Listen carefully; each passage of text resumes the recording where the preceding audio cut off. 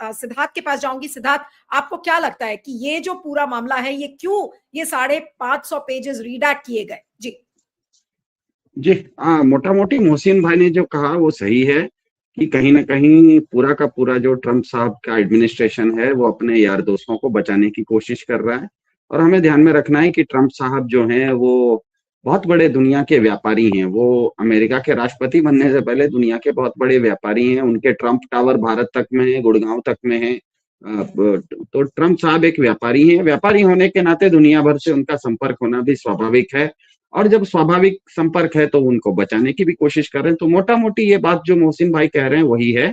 लेकिन मामला क्योंकि थोड़ा सा तकनीकी भी हो गया है, इसीलिए तकनीकी ढंग से इसको समझने की कोशिश करते हैं। हुआ ये है मूलतः संक्षेप में कि एप्स्टीन फाइल में अमेरिका के लोक के दबाव में खोले गए काले कारनामों को कल रात से देख रहे हैं कि तंत्र ढकने की कोशिश कर रहा है।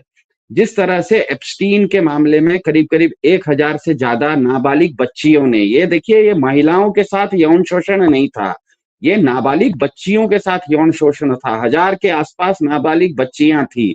उनका औसत उम्र पाया गया था 14 साल। और इन 14 साल के औसत उम्र के 1000 जो आप उसको महिलाएं नहीं कह सकती, नाबालिग बच्चियां थी, उनको उनके साथ जो यौन शोषण किया गया, इसके खिलाफ एप्स्टीन के ऊपर केस हुआ था। और इसीलिए अमेरिका में उसके ऊपर इतना गुस्सा है कि नाबालिग बच्चियों के साथ यौन शोषण हुआ। इसीलिए अमेरिका का जो लोग है, मतलब अमेरिका की जो जनता है, उसका बहुत ज्यादा दबाव था कि एप्स्टीन फाइल को पूरी तरह से खोला जाए। और वो दबाव के चलते 1 महीना पहले अमेरिकी सेनेट ने, मतलब वहां की संसद ने 478 वोट से, मतलब सिर्फ एक व्यक्ति ने उसके खिलाफ वोट डाला था, सारे लोगों ने एक तरफा वोट डाला था कि अगले 30 दिन के अंदर जो भी एप्स्टीन की फाइल है वो खोल दी जाए। तो वो फाइल कितनी बड़ी थी? फाइल थी 300 जीबी की। 300 जीबी में से, अच्छा ये 300 जीबी 1 महीने के अंदर खोलने की बात थी। अब कल जो उन्होंने ये चीज खोली है, ये तो केवल 2.5 जीबी का है। मतलब आपको 99% तो आपने ढक दिया, आपने तो केवल 1% से कम ही, 1% भी नहीं है, 1% से कम आपने सार्वजनिक किया। जबकि कानून ये कहता है, अमेरिका का ताजा कानून जो उन्होंने कानून बनाया, कि आपको ये पूरा फाइल खोलना है। उसमें से आपने 1% खोला और 99% ढक दिया। इसीलिए मेरे ख्याल से आप ट्विटर पर जाके देखिए, रो खन्ना नाम के एक व्यक्ति हैं, वो भारतीय मूल के हैं लेकिन वो अमेरिकी नागरिक हैं, और वो अमेरिका के सेनेटर हैं, अमेरिका के कांग्रेसमैन हैं, अमेरिका के सांसद हैं। ये जो कानून लाया था, वो कानून ड्राफ्ट करने वालों में से, ये कानून को बिल लाने वालों में से रो खन्ना भी थे। उन्होंने स्पष्ट कहा है कि ये ऑब्स्ट्रक्शन ऑफ जस्टिस हो रहा है। मतलब ये अमेरिका के पूरे कानून के साथ खिलवाड़ किया जा रहा है, न्याय व्यवस्था के खिलाफ एक षड्यंत्र रचा जा रहा है, और वो इसके खिलाफ जाएंगे। मेरे ख्याल से ये मामला ऑब्स्ट्रक्शन ऑफ जस्टिस, कानूनी भी पेचीदगी भी बढ़ रही है और जनता का रोष भी बढ़ रहा है। जिस तरह से मोहसिन भाई ने कहा कि लोगों को एप्स्टीन फाइल के अंदर किसका नाम है उसको जानने से ज्यादा जरूरी यह है कि वो जो विक्टिम्स हैं, जिनके साथ इस तरह का काम हुआ है, उनको भी तो कॉम्पनसेशन मिलना है। जैसे ही ये फाइल खुलेगा, वो जो विक्टिम्स हैं, जो बच्चियां हैं जिनके साथ यौन शोषण हुआ था, उनको न्याय मिलने का रास्ता खुल जाएगा। वो उन लोगों के साथ न्याय मांगेगी कि आपने हमारे साथ इस तरह से क्यों किया।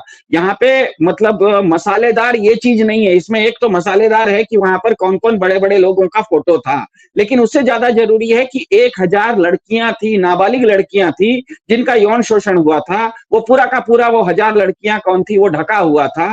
वो लड़कियां, वो बच्चियां आज बड़ी हो गई हैं, उनको आज न्याय नहीं मिल रहा है। कम से कम इस फाइल में जब उनका ये फाइल खुलता, तो उस फाइल के जरिए वो अपने अपने कानून के, मतलब न्यायालय में जाती और गुहार मांगती कि मेरे साथ इस तरह से हुआ है, जिसने मेरे साथ इस तरह से काम किया है उसके खिलाफ एक्शन लिया जाए। तो ये पूरा का पूरा एक तरह से इसी को कहा जा रहा है। रो खन्ना जो वहां के सांसद है, इसीलिए कह रहे हैं कि ये ऑब्स्ट्रक्शन ऑफ जस्टिस है। आश्चर्य ये होता है कि परसों तक परसों तक जो भी हो रहा था वो लीक हो रहा था। कल से जो हो रहा है वो लीक नहीं हो रहा है, वो ऑफिशियल वर्जन है।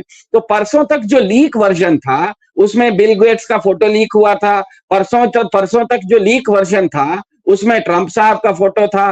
परसों तक जो लीक वर्जन था, उसमें मोदी मंत्री पोरी जी का नाम था। ये सब ऑफिशियल वर्जन सब गायब हो गए हैं। इसका मतलब ही यह है कि इन्होंने पूरा का पूरा ढकने की कोशिश की है। और अमेरिका का सबसे बड़ा रो खन्ना का यह सवाल ये उठता है कि ये जो केस हुआ था एप्स्टीन के ऊपर जो यौन शोषण का केस हुआ था, अमेरिका में एक नियम है कि आप किसी के ऊपर केस करने से पहले, अगर किसी एक पुलिस ने या जांच एजेंसी ने किसी के ऊपर खूब जांच भी कर ली है, तो वो सीधा कोर्ट में जाके उसके खिलाफ आरोप पत्र नहीं दायर कर सकती। उसको एक ग्रैंड जूरी के सामने जाना पड़ता है। ग्रैंड जूरी मतलब वहां के जो नागरिक होते हैं, अमेरिका के साधारण नागरिकों को 18 महीने के लिए चुना जाता है, 23 नागरिकों को, कि आप ग्रैंड जूरी बनिए। कोई भी पुलिस किसी के ऊपर भी अगर केस करना चाहती है, तो वो केस फाइल बनाने के बाद ग्रैंड जूरी के सामने रखती है कि देखिए हमने इस व्यक्ति के ऊपर ये केस बनाया। उस समय वो व्यक्ति भी नहीं होता और पुलिस भी नहीं होती, केवल पुलिस का फाइल उस ग्रैंड जूरी के सामने जाता है। अमेरिकी सिस्टम में ग्रैंड जूरी को स्वॉर्ड एंड ए शील्ड कहा जाता है। मतलब वो जो बेकसूर हैं, उसको सरकार की साजिश के खिलाफ, अगर सरकार किसी को दंड देने के लिए जबरदस्ती जेल में झूठा केस करके डालना चाहती है, तो वो नागरिकों के लिए ढाल भी बनता है, और जो अपराधी हैं उनके लिए वो तलवार भी बनता है। तो ग्रैंड जूरी ने जो 191 पेज का डॉक्यूमेंट बनाया था, इस आधार के ऊपर एप्स्टीन के ऊपर केस किया जाए, वो तो सार्वजनिक डॉक्यूमेंट था, वो तो ग्रैंड जूरी के 23 लोगों ने देखा था। उसमें तो एप्स्टीन ने क्या क्या गलती की थी वो पूरा का पूरा एक जांच एजेंसियों ने फाइल दिया। तो ग्रैंड जूरी जब कहती है किसी कोर्ट को कि इस आधार पर ये हमने पाया है प्रथम दृष्टया कि इस व्यक्ति के ऊपर केस हो सकता है, तब वो कोर्ट में जाके खुलता है।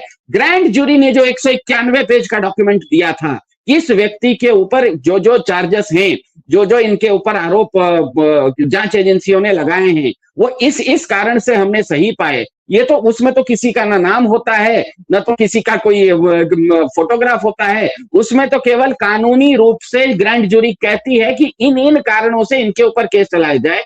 आप तो इस तरह का डॉक्यूमेंट भी जो आप दिखा रहे हैं, पूरा का पूरा जो आप दिखा रहे थे अभी, पूरा ब्लैक दिखा रहे थे, ब्लैक लाइन की बात नहीं, पूरा का पूरा जो पन्ना ब्लैक आप दिखा रहे थे, वो ग्रैंड जूरी का इंडाइटमेंट है।